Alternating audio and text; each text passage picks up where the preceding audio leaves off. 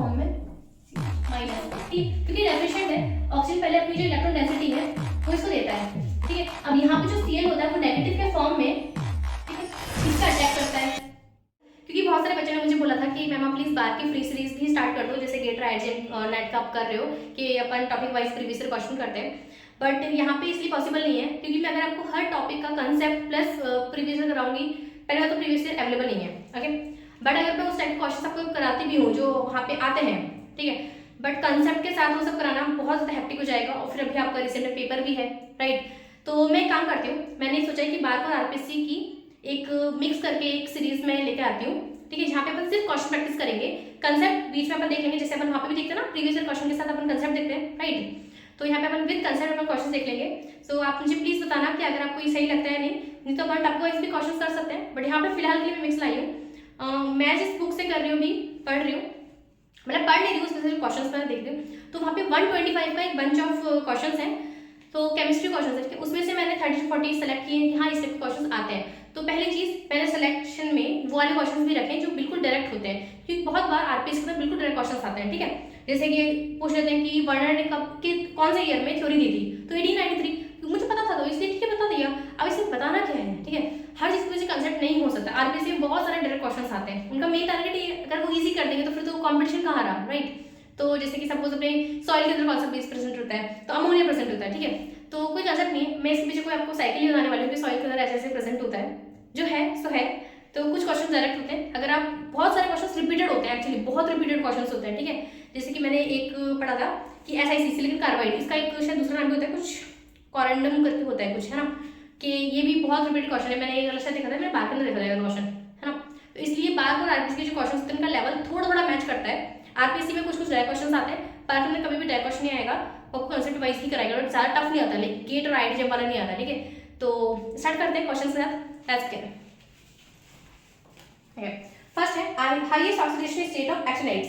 अब ये मैं आपको याद है, याद करना बता रहा है ब्लॉक के अंदर, क्या याद कैसे करोगे, AC थप्पा UNP PU कम्बक CF इस FM MD नो लर, ठीक।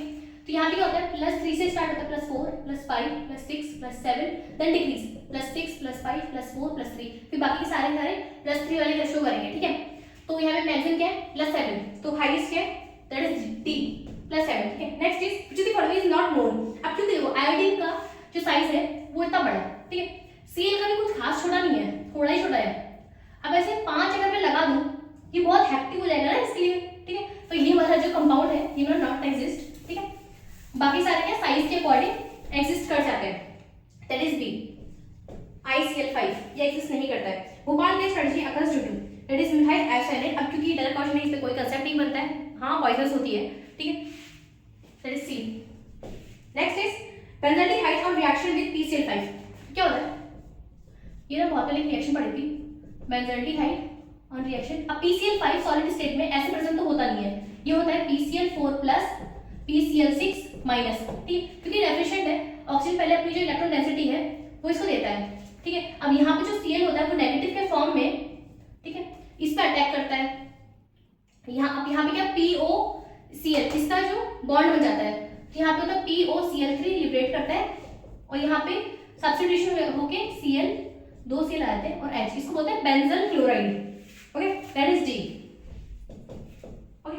नेक्स्ट इज नाइलॉन इज, अब पूरा तो मुझे भी नहीं पता है बट मुझे नाइलॉन 6 कुछ याद है, और नाइलॉन 6 का मतलब क्या याद है कि एडिपिक एसिड होता है। एडिपिक एसिड क्या होता है, 4 कार्बन ऐसे होते हैं, फिर उसके बाद COH, और यहाँ पे 6 कार्बन का एक चेन होता है, और यहाँ पे होता है NH2।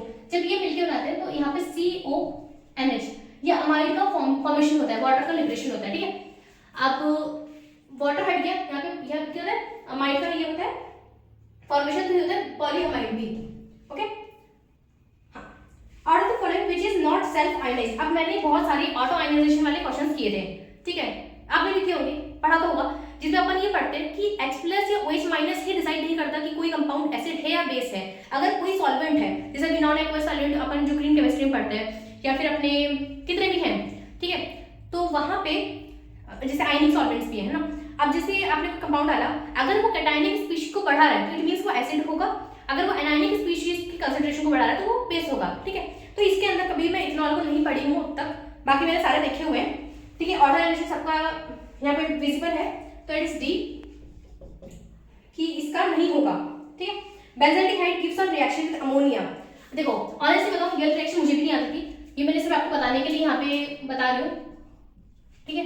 बाकी हाँ मुझे इतना पता था कि यहाँ पे वाटर का एब्स्ट्रक्शन होगा, लेकिन क्या बनेगा और उसको क्या बोलते हैं ये बिल्कुल मुझे नहीं पता था, ठीक है। तो आरपीएससी के अंदर ऐसे बहुत सारे क्वेश्चंस एक्चुअली होते हैं, ठीक है। तो घबराना मत, धीरे धीरे एक्सपीरियंस से आपको हैबिट हो जाएगा, और रिपीटेड तो आते ही है क्वेश्चंस। COH COH, यहाँ पे एक और मॉलिक्यूल है, ठीक है। तो COH और PH, यहाँ पे होता है अमोनिया, इन तीनों की साइड से ये होता है लिबरेशन। यहाँ पे क्या अमोनिया H ना, HH क्यों निकलेगा, H इसका ये वाली चीज निकलती है H, ठीक है। Okay, so it will come out to be PH C double bond this, PH यहाँ पे C double bond and C double bond PH C PH, हाँ ठीक है। तो इस टाइप को बनता है और इसको बोलते हैं अपन हाइड्रोबेंजामाइड, ठीक है। एक बार का देख लो, अगर कभी आ जाए तो रिपीट, आपकी किस्मत है ना। Next is chlorobenzene and methyl fluoride on reaction with, ठीक है। तो क्लोरोबेंजीन विद मिथाइल क्लोराइड, इसमें बोला कि टॉलिन डाला, मतलब दोनों साइड आ रहा है और इन दोनों का एक प्रोडक्ट बन रहा है, ठीक है। वो होता है वुड्स-फिटिक रिएक्शन, ये 12th में अपन ने पढ़ी थी, मुझे याद आ रही है, ओके। तो इसका हो जाएगा वुड्स-फिटिक रिएक्शन C। वैसे भी कोल बेस के अंदर तो क्या होता है COO, याद है, कार्बन डाइऑक्साइड एनोड वगैरह कुछ होता है, और फ्रिडल क्राफ्ट तो वैसे भी क्या होती है, यहाँ पे AlCl3 होता है और Cl2 होता है, इस पर अटैक करवाता है, इसको बोलते हैं फ्रिडल क्राफ्ट रिएक्शन, ठीक है। तो वैसे भी नहीं है। Formalin is an aqua solution of formaldehyde, बिल्कुल करेक्ट है बी, ठीक। Glycerol on heating with KHSO4 gives, okay. पहले मैं ये रब कर देती हूँ, okay. So what is it, glycerol, right. तो OH OH OH ये होता है ग्लिसरॉल विद KHSO4। कुछ समझ में आ रहा है क्या ये, H2SO4 जब एक हाइड्रोजन देता है HSO4 माइनस, है ना, तो ये वही तो है K प्लस यहाँ से हटाया है HSO4 माइनस, इट मींस ये डिहाइड्रेटिंग एजेंट है, वाटर निकलेगा, तो पहले तो यहाँ से निकलेगा डबल बॉन्ड COH, फिर एक और ऑक्सीडेशन की फॉर्म में COH, इसको बोलते हैं एक्रोलिन, स्पेलिंग सही है, okay, that is A, okay. Malonic ester on hydrolysis and heating gives. अब देखो मेलानिक एस्टर क्या होता है, COOR dash, COOR dash 1 2 3, okay. 3 carbon का होता है ना, हाँ, एक बीच में होता है, देन से एसिड क्या होता है COH, मेलानिक एसिड होता है। सक्सीडेशन में क्या होता है, 2 कार्बन यहाँ पे प्रेजेंट होते हैं, देन ऐसे एटीपी के अंदर क्या होता है, 4 ऐसे होते हैं, यहाँ पे एंड पे होते हैं। तो मेलानिक एस्टर और हाइड्रोलिस, और एस्टर जब भी हाइड्रोलाइज होगा तो ये वाला अल्कोहल बनाएगा और ये वाला पार्ट एसिड बनाएगा, तो COOH COOH, ठीक है। इससे क्या बोला कि हीटिंग। अब देखो डी कार्बोक्साइलेशन कब होगा, डी कार्बोक्साइलेशन ये कब होगा, जब भी ये जो है इसके पास वाला कार्बन अगर नेगेटिव फॉर्म में स्टेबल है, ऑब्वियसली स्टेबल है ना, तो यहाँ पे डी कार्बोक्साइलेशन होगा, ठीक है। तो यहाँ पे ये CO2 की फॉर्म में हट जाएगा और यहाँ पे बचेगा ये वाली चीज, that is ethanoic acid COOH, इसको बोलते हैं एसिडिक एसिड, ठीक है। सो A। पता है आरपीसी में एक कॉमन चीज मैंने नोटिस की है, वहां पे हमेशा कॉमन नेम के अंदर आंसर दिया हुआ होता है, ठीक है। जैसे एसिटाइलिन, वो कभी नहीं बोलेंगे कि इसको इथाइलिन बोलो, है ना, तो थोड़ा ऐसे कॉमन नेम थोड़ा एक्सपीरियंस के साथ ही आता है, ठीक। Which will have maximum cognitive power. अब देखो कॉग्निटिव पावर क्या होती है, वैसे एक्चुअल डेफिनेशन मुझे नहीं पता, मैं खुद भी अभी सॉल्व कर रही हूँ, बट जितना मैं समझती हूँ एक मेटल एंड आयन है, अगर वो किसी चीज को अट्रैक्ट ज्यादा कर रहा है, मतलब चीजों को पास कर रहा है, कोगुलेशन मतलब क्या होता है, 2 चीजों को कंबाइन करके एक बनाना, ठीक है। अगर वो चीज़ों को पास ला रहा है और कंबाइन हो रहा है, कोगुलेशन हो रहा है, ठीक है, पास लाना किस पे डिपेंड करेगा, कितना ज्यादा उस पर चार्ज है उतना ज्यादा अट्रैक्शन शो करेगा, तो जितना ज्यादा चार्ज उतना ही ज्यादा कोगुलेटिंग पावर, ठीक है। तो ये हो जाएगा B, Sn4+, that is B. Next is water and vapour system have degree of freedom. अब देखो H2O liquid and H2O gas, ठीक है, गैस तो नहीं, वेपर ही बोलती हूँ, ठीक है। अब इसका एक फॉर्मूले से भी अपन कर सकते हैं और वैसे डायग्रामेटिकली कर सकते हैं। फॉर्मूला ये होता है, कंपोनेंट क्या है, वाटर एक ही कंपोनेंट है, फेज 2 है प्लस 2, तो 2 से 2 गया, दैट इज 1।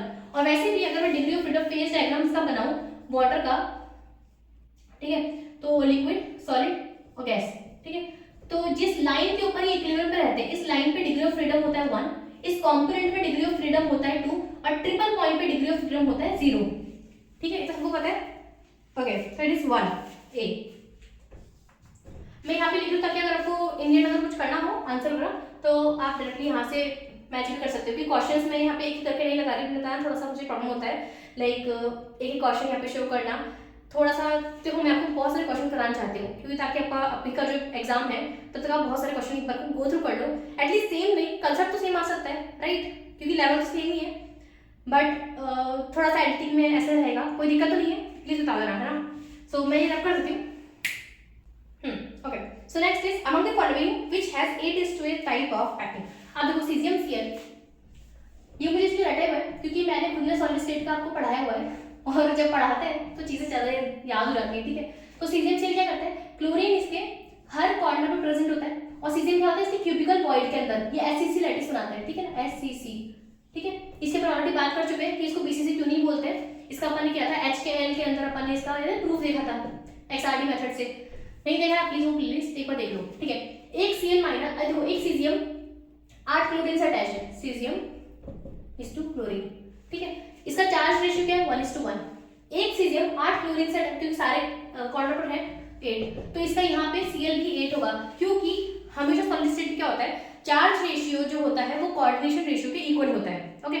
क्योंकि सीजियम बीच में प्रेजेंट है, इसके 8 कॉर्नर्स पे जो क्लोरीन है वो सारे अटैच हो रहे होंगे, टच हो रहे होंगे सीजियम से, तो कोऑर्डिनेशन नंबर ऑफ सीजियम हो गया 8, तो इसलिए क्लोरीन का भी 8। और वैसे भी आप प्रूव कर सकते हो, अगर ये कॉर्नर पे है, ठीक है, इस तरफ इसका एक सीजियम है, इसके इस साइड राइट साइड होगा, देन इसके फ्रंट, देन इसके ऊपर से 4 नीचे, ऐसे 4 अपने ऊपर, जो पर 8 अपन बड़ा से देखते हैं ना, एक कॉर्नर प्रेजेंट है, 4 अगर उसके, इसका सेंटर, इसका सेंटर, इसका सेंटर, इसका सेंटर, तो ऐसे 4 अपने ऊपर, ठीक है। तो 8:8, तो इसका हो जाएगा B, okay. Next is technique by which tumour is detected. अब देखो ट्यूमर और कैंसर्स, ठीक है, अब इस तरह गामा रेज क्या करती है, ये बहुत छोटे होते हैं, ठीक है, तो कोई भी रेज अपन कब सेलेक्ट करते हैं, जैसे अपने पास कोई मैटर है, ठीक है, वो स्कैटर करना चाहिए, तो मैटर का जो साइज है ना वो should be comparable to our wavelength, जो भी अपने सोर्स है उसका वेवलेंथ है, और क्योंकि कैंसर सेल बहुत छोटे होते हैं तो गामा रेज अपन उसको यूज करते हैं, ठीक है, हाईली एनर्जेटिक होता है, इसका लैम्डा बहुत कम होता है, इसलिए अपन स्कैटर करते हैं। ये रीजन है ना कि स्कैटरिंग होती है, स्काई ब्लू क्यों होता है, स्कैटरिंग ना, तो उसमें जो पार्टिकल्स हैं उसके साइज के कंपैरिजन में तो ब्लू लाइट ही स्कैटर करते हैं, पढ़ा होगा, राइट, ओके। तो यहाँ पे क्या होता है, गामा रेडिएशन चीज होती है। अब क्या होता है, सपोज करो मेरे हाथ पे कैंसर, इसके कैंसर है, तो यहाँ पे अगर मेरा कैंसर है तो ये गामा रेडिएशन छोड़ी, इसकी ऐसे क्या होता है, कैंसर सेल मर तो जाते हैं, लेकिन इसके साथ साथ मेरे जो लिविंग सेल जो मेरे अच्छे वाले थे वो भी मर गए थे साथ में, तो इस वजह से अपन कीमोथेरेपी यूज करते हैं। कीमोथेरेपी क्या होती है, एक पर्टिकुलर जगह पे कोई बंच है, वहां पे क्या कुछ इंजेक्ट अपन करते हैं केमिकल, जैसे अपने से प्लैटिनम की तरफ है, कीमोथेरेपी में क्या होता है, प्लैटिनम इस तरफ होता है, तो सिस प्लैटिन होता है ना, सिस प्लैटिन, और इस तरफ अपना ऑक्सीजन टाइप कुछ होता है, ठीक है ना, मुझे ठीक से याद नहीं आ रहा बट समथिंग इस टाइप से होता है, ठीक है। तो ऐसा कुछ अपन इंजेक्ट करते हैं, वो एक पर्टिकुलर वहां पे जाके उसको मारता है, और अपन लिविंग सेल थोड़े से रहते हैं, लेकिन कीमोथेरेपी में बहुत दर्द होता है, ठीक है। Okay, so next is chromatography lab के अंदर है, एक्सरेज अपने बोन्स को वो करता है, थर्मोग्राफी टेम्परेचर रिलेटेड है, तो none of this D. Unit of specific conductances. अब देखो स्पेसिफिक कंडक्टेंस अगर नहीं भी सुना है, अपने स्पेसिफिक रेजिस्टिविटी जरूर सुना होगा, क्या होती है, R = ρL/A, ठीक है, ये होता है। अब 1/R को मैं बोलती हूँ कंडक्टेंस, तो 1/ρ को बोलती हूँ स्पेसिफिक कंडक्टेंस, इसको बोलते हैं कापा, ठीक है। तो सबसे पहले रो निकालते हैं, RA/L which is equals to ρ, कापा होती है जस्ट रिवर्स क्या है, L/R × A, that is kappa, specific conductance, ठीक है। तो centimetre divided by ohm centimetre square, तो एक से गया तो ओम इनवर्स सेंटीमीटर इनवर्स, इसको मतलब साइमन सेंटीमीटर इनवर्स, साइमन क्या होता है ओम इनवर्स, ठीक है। तो अगर ये भी दिया होता तो ये भी सही होता, ओके। तो इट्स बी, है ना। नेक्स्ट है in a crystal lattice NaCl how many Cl minus are surrounded by, मतलब कोऑर्डिनेशन नंबर। अगर आपने प्लीज अगर आपको ये सीखना है, आप मेरा सॉलिड स्टेट का प्लेलिस्ट है उसके अंदर कोऑर्डिनेशन नंबर मैंने सारे क्रिस्टल का करा रखा है, उसमें ट्रिक्स ही बताइए बहुत सारी, तो आप चाहो तो जाकर देख सकते हो। टाइम नहीं है तो यहाँ पे हल्का हल्का बता देती हूँ कि NaCl क्या करता है, क्योंकि मैंने बताया कि चार्ज रेशियो और कोऑर्डिनेशन रेशियो सेम रहता है, ठीक है।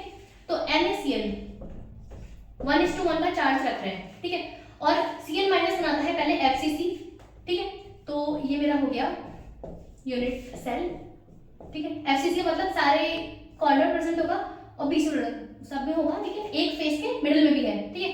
और Na+ प्रेजेंट होता है ऑक्टाहेड्रल वॉइड में। ऑक्टाहेड्रल वॉइड कहाँ कहाँ होते हैं, दो जगह पे होते हैं, लेकिन उसमें एक मैं आपको शो कर देती हूँ एज सेंटर पे, ये है Na+, ठीक है। अब अगर मैं इसकी बात करूँ तो देखो, इसको मैं रख देती हूँ से, ओके। इसकी बात करूँ तो एक ही इससे अटैच्ड है 1 2, एक इसी के बीच में यहाँ पे होगा, ठीक है, FCC Cl-, ठीक है, 3 और इसके सामने 4, तो 4 तो इसके प्लेन में हो गए। ऐसे ही एक इसके जस्ट ऊपर होगा, यहाँ पे जो इसके फेस सेंटर पे होगा, जैसे ये ना ये वाला face centre just bottom side, ऐसे ही ऊपर होगा, समझ रहे हो। 1 2 3 4 5 6, ओके। तो क्योंकि Cl इसका है 6 तो Cl माइनस का भी होगा 6, okay. So it's C। In a crystal, okay ये वाला हो गया। Which of the following is a colloid? Milk emulsion है, colloid ही है, blood obviously है, muddy water, then all of this, okay. Colloid पता है ना, homogeneous mixture, okay. Which of the following process does not involve catalyst? Hayward's process क्या होती है, N2+H2 ammonia बनाता है, इसमें कैटलिस्ट क्या है, titanium into RH, into what, sorry titanium है फिर RH, है ना। हेबर्ट ये होता है अमोनिया फॉर्मेशन, है ना। Next is Oswald. ओस्वाल्ड के अंदर क्या करते हैं, H2SO4 बनाते हैं, सल्फर से पहले SO2 बनाते हैं, SO2 को SO3 में कन्वर्ट करते हैं, फिर H2SO4 इस तरह से बनाते हैं ओलियम, ठीक है। इसमें क्या होता है V2O5 और formation of H2SO4 sulphuric acid, industrial process है सारी, ठीक है। कांटेक्ट प्रोसेस में क्या होता है, कांटेक्ट प्रोसेस में अपन अमोनिया को कन्वर्ट करते हैं नाइट्रिक एसिड में, इसमें होता है प्लेटिनियम कैटलिस्ट, ठीक है। थर्माइट में क्या होता है, जितना मुझे याद आ रहा है Fe2O3 एल्यूमिनियम से जब करते हैं तो Al2O3 बनाता है प्लस आयरन, यहाँ पे सिर्फ हीट रिक्वायर्ड होती है, कोई कैटलिस्ट नहीं होता है, इसलिए thermite B, okay. Next is the ratio of most probable average and root mean square, ठीक है। तो यहाँ बताती हूँ, ये कुछ ऐसा ग्राफ अपन सबको पता होता है, ठीक है। सबसे हाइट पे होता है मोस्ट प्रोबेबल, तो होता है UMP U, ठीक है। फिर आता है एवरेज U एवरेज, फिर आता है URMS, इतना तो पता ना, ऐसे बढ़ता है, और ये ऐसे सबसे बड़ा होता है URMS। इनका फॉर्मूला क्या होता है, यहां कर दो, ठीक है। ये होता है √2RT/m is to √8RT/m √3RT/m, ठीक है। फिर RT से कटेगा, √2 इज टू √8/π इज टू √3, 1.414 1.732, और इसका वैल्यू आप थोड़ा देख लेना, जब उसको रेशियो करोगे तो ये हो जाएगा, पहले तो ये बढ़ना चाहिए, वैसे मुझे रटा हुआ है इसका B 1:128 एंड समथिंग बढ़ता हुआ, तो इट्स B। मुझे मतलब ऐसा कुछ ध्यान है कि हाँ इवन नंबर में होता है, तो ये 5 7 और समथिंग 5 की वैल्यू तो आती भी नहीं है, और A के अंदर क्या है कि B को बढ़ा कर रखा है, तो मुझे ऐसा कुछ याद है, ठीक है। सो next is on decreasing temperature surface tension. अब देखो ऑनेस्टली सरफेस टेंशन की डेफिनेशन के अलावा मुझे इसका कुछ मीनिंग मुझे पता नहीं है, बट मैं तो क्या समझती हूँ, सरफेस टेंशन का एक ना एग्जांपल मुझे टीचर दे देते हैं कि एक सरफेस है, उसमें वाटर है, वो वाटर एक हेमिस्फीयर के रूप में, ठीक है। जितना ज्यादा ये हाइड्रोफोबिक छोड़ो, सब भूल जाओ, प्रोजेक्ट की बात सब भूल जाओ, मैंने प्रोजेक्ट किया था इसमें मुझे हाइड्रोफोबिसिटी का थोड़ा कंसेप्ट याद है, ठीक है। ये ना सरफेस है, इस पे वाटर ऐसा कुछ होता है, ठीक। जितना ज्यादा ये इस फॉर्म में मतलब गोले की फॉर्म में दूर हटता रहेगा ना, उतना इसका सरफेस टेंशन ज्यादा बढ़ेगा, ठीक है, कि दूर भाग रहा है। अब जैसे इसमें टेम्परेचर बढ़ाती हूँ, ये स्लाइटली ऐसा हुआ लाइक ये सरफेस पे चिपकेगा, ठीक है। तो जैसे मैं समझती हूँ कि जिस तरह अपन टेम्परेचर बढ़ाते हैं सरफेस टेंशन डिक्रीज करता है, ठीक है। और ऑथेंटिक फॉर्म में यहाँ पे आपके पास है, बता दिया है, पढ़ लेना एक बारी, बाकी मुझे ऐसे याद रहता है, ठीक है। अगर मैं लाइक अगर इस क्वेश्चन को जिसमें पहली बार देख रही हूँ, मुझे अगर करना हो तो मैं ऐसे ही करती, ठीक है। सो इट्स ए डिक्रीजेज, है ना। In LPG which compound is added for detection of leakage, क्योंकि मुझे इसलिए आता है क्योंकि मैंने ओएनजीसी से इंटरव्यू दिया था, तो उसमें एलपीजी जब मैं रिफाइनिंग के बारे में पढ़ रही थी तो इनके यहाँ मिक्सचर कैसे होता है, तो मैंने इंटरव्यू सारा प्रिपेयर करके गई थी। तो उस टाइम मैंने हल्का हल्का पढ़ा था कि मिथनॉल इसमें यूज होता है, बट यहाँ पे मिथनॉल प्रेजेंट नहीं है, यहाँ पे मिथनॉल के लिए SH वाले टर्म में दे रखा है, इसलिए इसका ए में मार्क करूंगी, ओके। वैसे भी डायरेक्ट क्वेश्चन है, इसके पीछे मैं कुछ रीजन नहीं देना चाहती, okay. ऑर्थोजाइलिन on oxidation in presence of V2, ठीक है। सबसे पहले ऑर्थोजाइलिन पता होना चाहिए, तो क्या होता है ऑर्थोजाइलिन, पता है मैंने आरपीएससी के अंदर एक चीज नोटिस की है, वो हमेशा ना कॉमन नेम के अंदर देता है, कि अगर बच्चे कॉमन नेम ही ना पता हो ना तो वो कर नहीं पाए। अगर आपको ये देते ना और आपको बोलते ऑक्सीडेशन, तो क्या करते हैं, इसको COH ना देते, और इसको जब KMnO4 से करो चाहे किसी से करो, ऑक्सीडेशन में तो यही होगा ना, इसको क्या बोलते हैं थैलिक एसिड। अगर आपको इसका भी कॉमन नेम नहीं पता, ना जाइलिन का पता था, वैसे भी क्वेश्चन नहीं कर पाओ, तो आरपीएससी में इस टाइप के क्वेश्चन आते हैं, ठीक है। कॉमन नेम के ऊपर वो आपको एक्सपीरियंस के थ्रू कॉमन नेम सारे याद हो जाएंगे, तो कुछ तो याद हो जाएंगे, मतलब जितने मुझे याद है, okay. So it's phthalic acid आ गया, हाँ C. When chloroform is treated with concentrated HNO3, it gives, okay. So chloroform क्या है, chloroform Cl,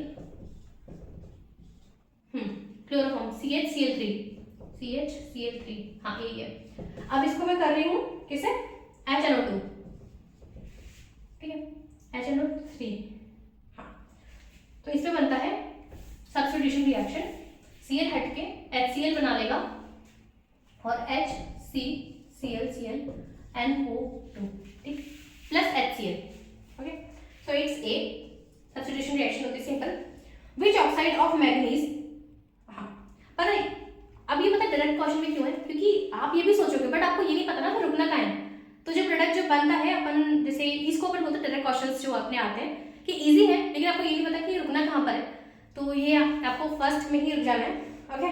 so next is which oxide of manganese is a base, so MnO, जैसे जैसे आप oxidation state directly proportional to acidity, ठीक है, acidic character, तो जैसे आप ऑक्सीडेशन स्टेट बढ़ाओगे वैसे वैसे आपका एसिडिक कैरेक्टर बढ़ेगा। सबसे कम जो ऑक्सीडेशन स्टेट है वो है MnO के अंदर, कैसे निकालोगे, ये +2 ऑक्सीडेशन स्टेट में MnO, तो X - 2 = 0, X = +2, ठीक है, सबसे कम इसके अंदर है।